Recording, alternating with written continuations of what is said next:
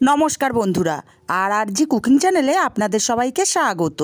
आज के निये हाजिर हो गेलाम पांगाश माछेर एकटा दुर्दान्त रेसिपि निये। तो चलुन शुरू करा जाक।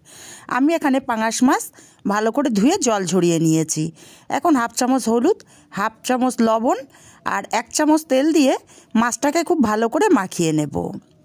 पांगाश माछ भाजार সময়ते किन्तु माछ खूब फाटे, गाये तेल छिटके लागे, सेई जोन्नो तेलटा दिले माछगुलो फाटबे ना। एभाবে ভালো করে মাখিয়ে 10 মিনিট আমি রেখে দেব। 10 মিনিট পর কড়াই গরম করে দিয়ে দেব তেল। আর এই মাছ থেকে প্রচুর তেল বেরোয়, তাই তেলটা অল্প পরিমাণেই দিলাম। এখানে অল্প একটু লবণ দিয়ে তেলটাকে ছড়িয়ে দেব, এতে করে মাছগুলো কড়ার গায়ে আটকে যাবে না।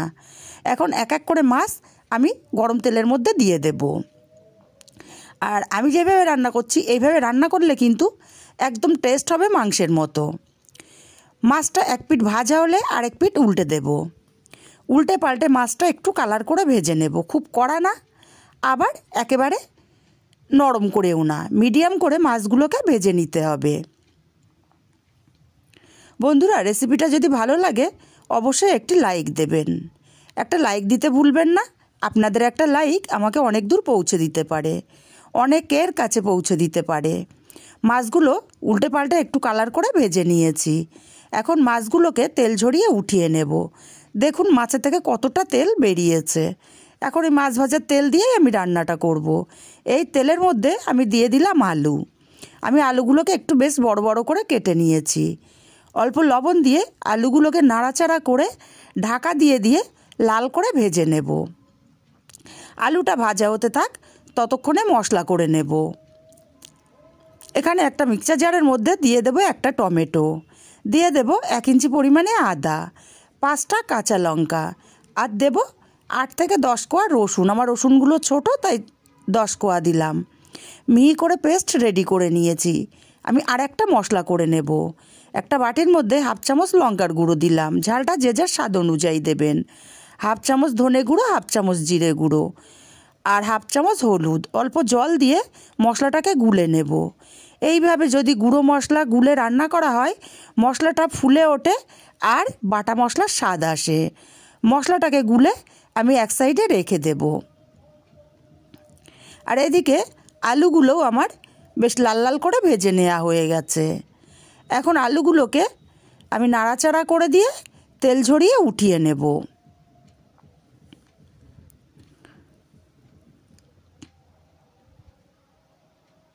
তেলটা অনেকটাই বেশি হবে, কিন্তু মাছ ভাজার তেল তুলে রাখলে অন্য কিছুতে ব্যবহার করা যাবে না, আস্তে গন্ধ বেরোবে।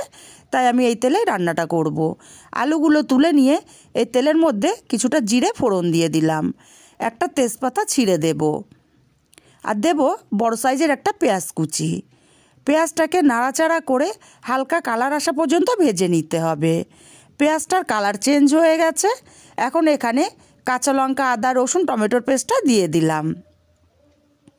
মশলাটাকে একটু সময় নিয়ে কষিয়ে নিতে হবে। মশলা যত ভালো করে কষানো হবে তরকারির স্বাদ ততটাই ভালো হবে। মশলাটা কষিয়ে নিয়ে গুঁড়ো মশলার পেস্টটাকে দিয়ে দিলাম। বাটিটা ধুয়ে অল্প একটু জল দিয়ে দিলাম। এই মশলাটাকেও একটু টাইম নিয়ে কষিয়ে নেব। মশলাটা কষাতে কষাতে এক্সট্রা জলটা শুকিয়ে গিয়ে মশলা থেকে তেল ছেড়ে দিয়েছে। এখন এখানে ভেজে রাখা আলুগুলো দিয়ে দেব। স্বাদ মতো লবণটাও আমি এখন দিয়ে দেব। এবার আলুটাকে একটু সময় নিয়ে কষিয়ে নেব। আলুটাকে আমি মিনিট 2 সময় নিয়ে কষিয়ে নিয়েছি। এবার এখানে আমি পরিমাণ মতো জল দিয়ে দেব। জলটাকে দিয়ে নাড়াচাড়া করে মিশিয়ে দিয়ে ঢাকা দিয়ে রান্না করব 5 মিনিট। এবার ঢাকা দিয়ে দেব। 5 মিনিট পর ঢাকাটা খুলে নেব। নাড়াচাড়া করে দেখে নিতে হবে আলুগুলো সেদ্ধ কেমন হলো।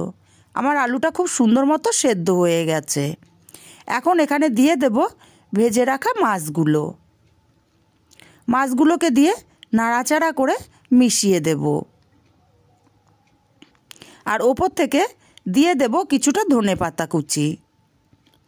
আবারও ঢাকা দিয়ে আমি 5 মিনিট রান্না করব। 5 মিনিট পর ঢাকাটা খুলে নিলাম। একটু নেড়ে চেড়ে দিয়ে কিছুটা গরম মশলার গুঁড়ো দিয়ে দেব, কিছুটা বলতে খুবই অল্প পরিমাণে গরম মশলার গুঁড়ো দেব। এদিকে ধনে পাতার ফ্লেভার থাকবে, গরম মশলারও গন্ধ থাকবে, খেতে কিন্তু দারুণ হবে। গরম মশলাটাকে দিয়ে ভালো করে নাড়াচাড়া করে মিশিয়ে আমি নামিয়ে নিয়েছি। রেডি হয়ে গেল আমার দারুণ স্বাদের পাঙাশ মাছের রেসিপিটা কেমন লাগলো কমেন্ট করে জানাতে ভুলবেন না। ভালো লাগলে কাছের আত্মীয় স্বজন বন্ধুবান্ধবের কাছে শেয়ার করতে ভুলবেন না।